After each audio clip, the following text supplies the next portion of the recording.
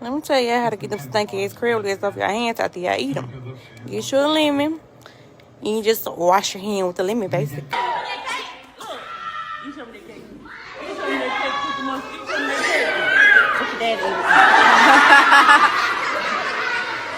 That car's riddled with bullets. Somebody shot into this car with multiple people inside, killed a child. The sound of laughter abruptly cut short by gunfire. A mother's final breath.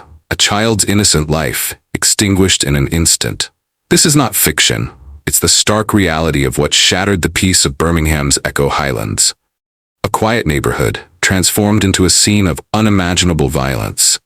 Inside a sedan, riddled with bullets, 3 individuals were found lifeless. Baby. Oh, you wish with your trick? That's crazy. Arkia Berry, a 28-year-old independent hairstylist known for her dedication and warmth, was discovered alongside her young son, Landyn Brooks, only 5 years old and full of promise, and her boyfriend, 28-year-old Eric Ashley Jr., whose future was abruptly cut short. Their bodies, left exactly as found, presented a stark record of the violence that had occurred mere moments earlier. The brutal murder of Arkia Berry, her 5-year-old son Landyn Brooks, and her boyfriend Eric Ashley Jr., tore through the heart of a Birmingham neighborhood, leaving a trail of grief and a barrage of unanswered questions. Why were they targeted? What drove someone to such a merciless act, taking the lives of a mother, her child, and her partner? How did a place meant for play and peace become a crime scene? Ultimately, what is the motive behind this gruesome murder case? Is it as a result of a past and unresolved issues? Well, I guess we are about to find out. Stay with me as we try to discover the motive and seek the truth behind the Echo Highlands tragedy and the perpetrator's motives. Grab a cup of coffee and settle in for this thrilling true crime story. I'd love to know where you're watching this video from. Let me know in the comments. Don't hesitate to join the conversation too. Your thoughts and input are a vital part of this story. Welcome to Mind Twist True Crime Stories. Kindly support us by subscribing to this channel and turn on the notification bell icon so you won't miss any of our newest stories. This story takes us to Birmingham, Alabama. Birmingham consistently ranks among U.S. cities with high homicide rates, a significant portion of which involve firearms. Reports and data from organizations tracking gun violence often highlight Birmingham's elevated statistics compared to national averages. It is against this backdrop that this tragic story unfolded. My mama and my daddy was fighting last night. Yeah, she kicked my daddy out. What she kick him out for? Cause he was cheating on her with my auntie. Yeah. I like your hair. Thank you. That's a wig. My mama be wearing those. I like your shirt. Thank you. My mama stole it from Walmart. She be boosting. Arkia Berry, 28, a native of Birmingham, Alabama, was a proud Parker High School graduate who went on to earn her license as a hairstylist after attending cosmetology school. Known for her vibrant presence on social media, Kia celebrated her beauty and zest for life, endearing herself to those who followed her journey. What's up, TikTok? I took myself on a date today. I went to Longhorn Steakhouse. Yes, you know you gotta order the bread with the cinnamon butter. Yeah, this shit was lemon drops always. Steak, broccoli. This shit got boo. Her most treasured role was that of a devoted mother. It's a bird. It's a plane. Yeah. I'm the richest youngest nigga. I ain't nobody. Kia's son, Landyn Brooks, who was 5 at the time, was the center of her world. Family members recall how inseparable they were, with Kia lovingly capturing every milestone of Landyn's life, from his earliest moments to the celebrations of each birthday, ensuring that every memory was shared with their close-knit social media followers.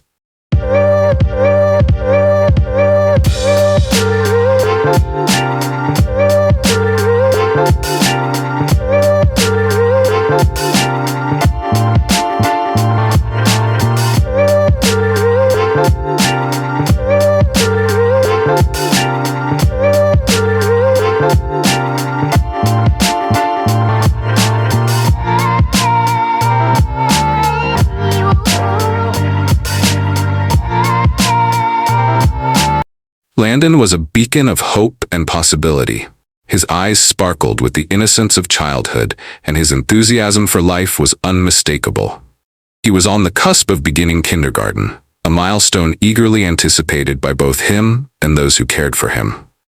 In addition to his academic future, Landyn had already shown a natural talent on the local youth football team. Coaches admired his quick movements and the effortless way he navigated the field. His participation in sports was evident to his energy and resilience, traits that made him a beloved figure among teammates alike. Go, Landyn! Run, Landyn! Run, Landyn!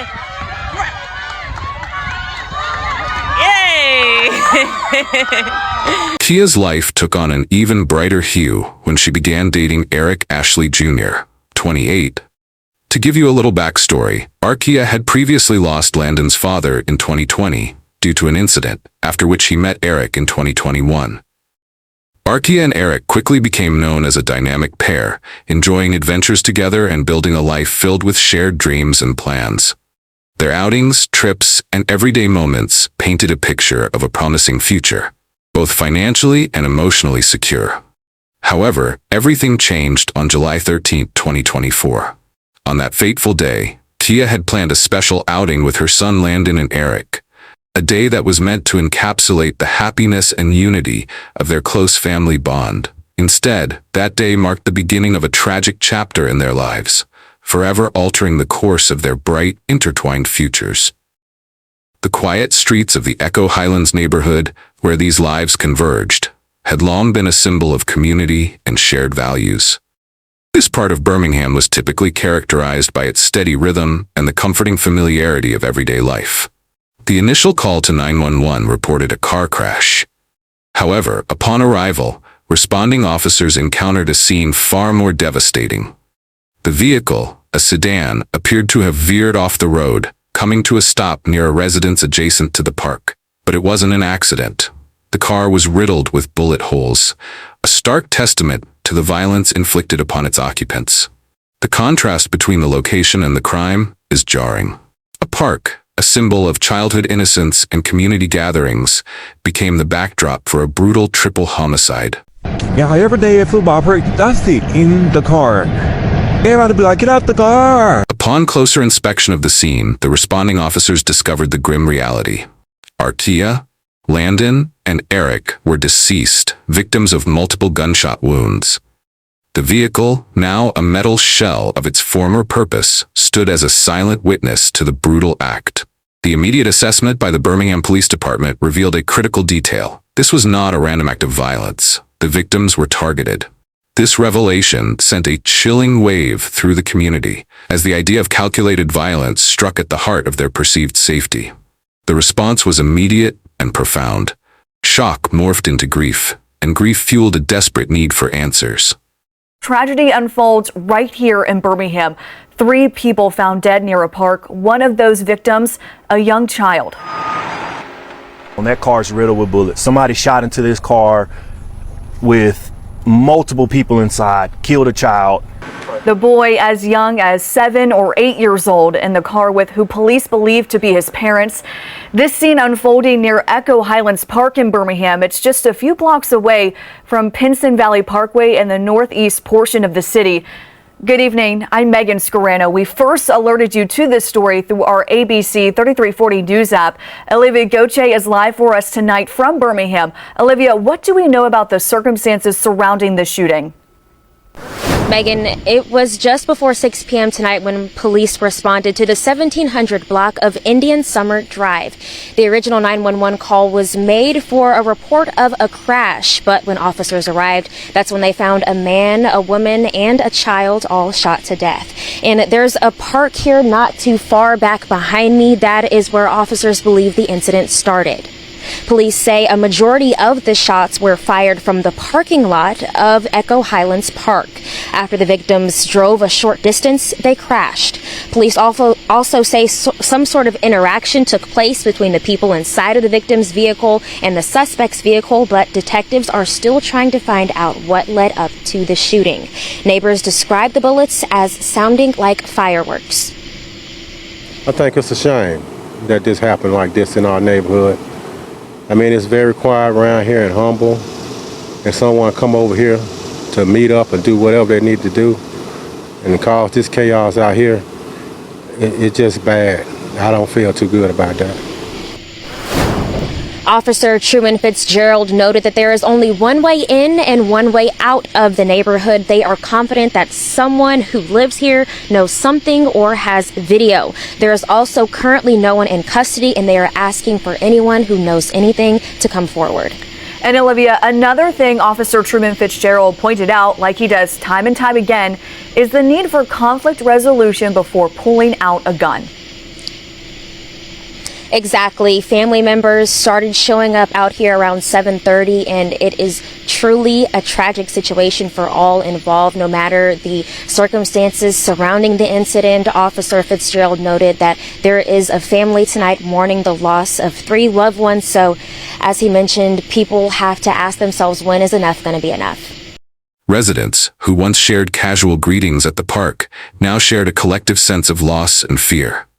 The image of Landyn, a young boy full of life, playing football at Wahuma Park, became a painful memory, a symbol of the innocence violently stolen. The park, a place of youthful exuberance, now echoed with the silent screams of a community in mourning. A vigil was held at Wahuma Park, a somber gathering where candles flickered against the night sky and tears mingled with the soft murmur of prayers. The raw emotion of the community was evident, a testament to the lives lost and the void left behind. This gathering, captured in photographs and videos, served as a stark visual reminder of the human cost of violence. To expedite the investigation and apprehend the perpetrator, a $25,000 reward was offered through Crime Stoppers of Metro Alabama. This substantial sum, bolstered by Mayor Randall Woodfin's Gun Violence Against Children Fund, underscored the urgency to apprehend the perpetrator. The mayor's fund, specifically designed to address homicides involving children, highlighted the city's commitment to seeking justice for Landyn. The police department, in collaboration with federal partners, initiated a comprehensive investigation. They appealed to the public for any information, urging residents with security cameras to come forward. The urgency was visible, a race against time to capture the person or persons responsible for this senseless act. The investigation was not merely a pursuit of justice. It was a desperate attempt to restore a sense of security to a community shaken to its core. This story deserves to be seen. If you're finding this true crime investigation as unsettling and crucial as we do, a like and a share are your weapons in the fight for awareness. Let's make sure Tia, Landyn, and Eric get justice. Also share your burning questions, thoughts, and deepest emotions. Let's talk in the comments. The violence erupted with devastating speed. A barrage of gunfire ripped through the air, trapping Arkia, Landyn, and Eric inside their vehicle. The attackers, with calculated precision, unleashed a storm of bullets, leaving no escape for the victims. This wasn't a moment of anger or a spontaneous act. It was a ruthless execution. The victims were cornered, their lives extinguished in a hail of gunfire. The brutality of the assault was shocking. The sheer number of shots fired spoke to a cold, calculated intent. Especially disturbing was the disregard for life, the utter lack of humanity in taking a child's life. Landyn, caught in the crossfire, became a symbol of the utter senselessness of the act. His innocent life, just beginning, was abruptly and violently ended. Well, right now, a family is hosting a vigil and balloon release in honor of loved ones whose lives were cut short. WVTM 13's Aaron Llewellyn is live and local tonight from Railroad Park, where family and friends are gathered. Aaron, the vigil just started a couple of minutes ago. Yeah, Brittany, Sherry, we are here at Railroad Park, like you said, where the family of Landyn Brooks is gathered here at Railroad Park to host this vigil tonight. Now, it was supposed to start at 6 o'clock, and people are still showing up. As you can see behind me, there are a lot of people who are here to remember the loved ones that were lost. Now, again, it was supposed to start at 6, and people are still showing up, but they are saying that this is a way for them to grieve and heal during this tragic loss. For Tammy Brooks, the grief of losing her grandson is overwhelming, but she takes it day by day. I really just put my faith in God, knowing that He sit high and He knows everything. So that helps me to carry through. 5-year-old Landyn Brooks was shot and killed nearly 2 weeks ago. He was sitting in a car in the Echo Highlands Park neighborhood with his mother, Arkia Brooks, and her boyfriend, Eric Ashley.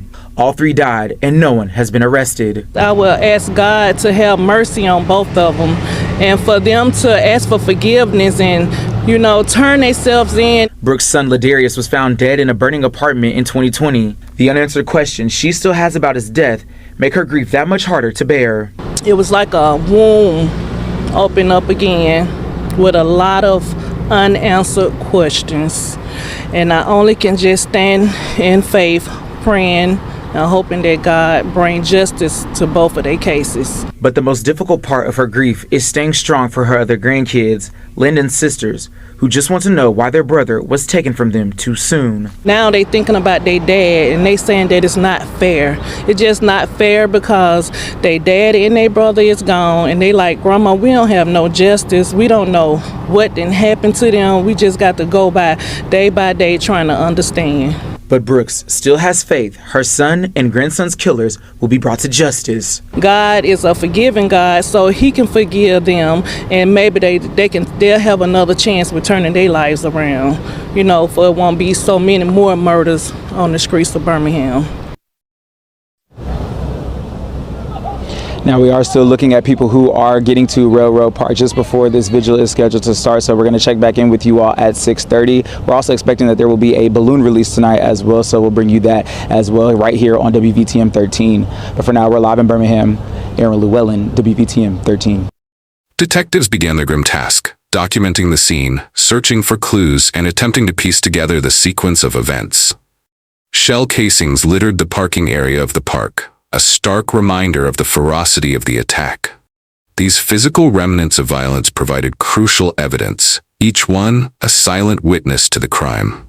The location of the casings indicated the attacker's proximity, the calculated nature of their assault. The family's grief was immeasurable. Funeral arrangements were made, a painful process of saying goodbye to loved ones taken too soon. The loss was not just a statistic, it was a gaping wound in the hearts of those left behind. The family's cries for justice echoed through the community, a desperate plea for answers and accountability. The Birmingham Police Department launched a determined investigation, leaving no stone unturned in their quest to identify and apprehend the perpetrator. Detectives worked tirelessly, following every lead, analyzing every piece of evidence, and interviewing countless witnesses. The pursuit of justice was relentless, driven by the need to provide answers and closure to the grieving family and the shattered community. Months passed, each day filled with painstaking work and unwavering dedication. Then a breakthrough.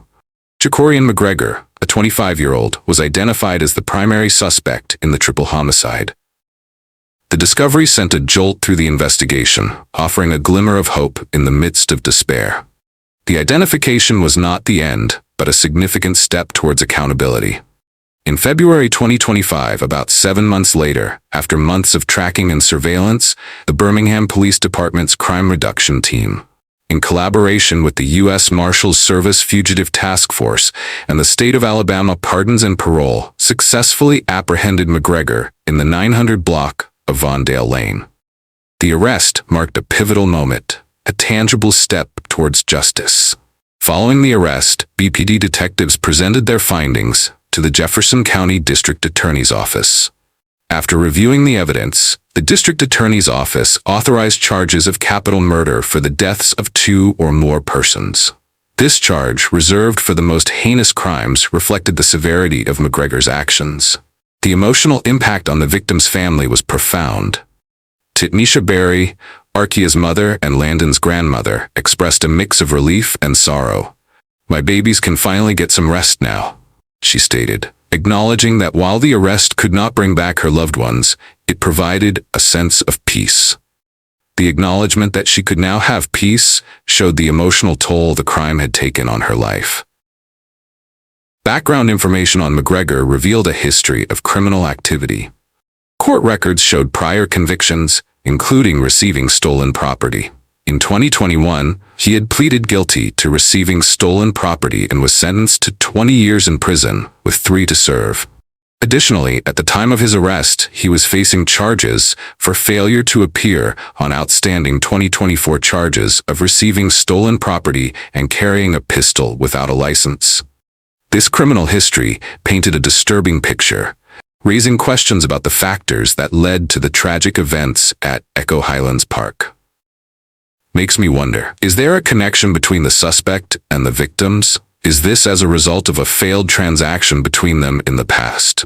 The police haven't released any motives yet, but what do you think? If you are finding this investigative true crime intriguing, like and share this video to raise awareness and let the voices of Kia, Landyn, and Eric be heard. Leave a comment with your thoughts and reflections.